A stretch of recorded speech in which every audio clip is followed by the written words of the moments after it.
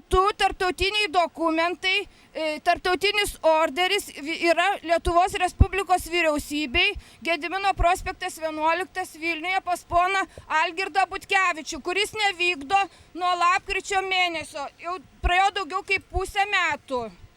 Prašom tada išleisti iš savo svajonių šalies. Aš esu ponios Hillary Clinton sesuo ir mama vargsta, mama vargo visą gyvenimą.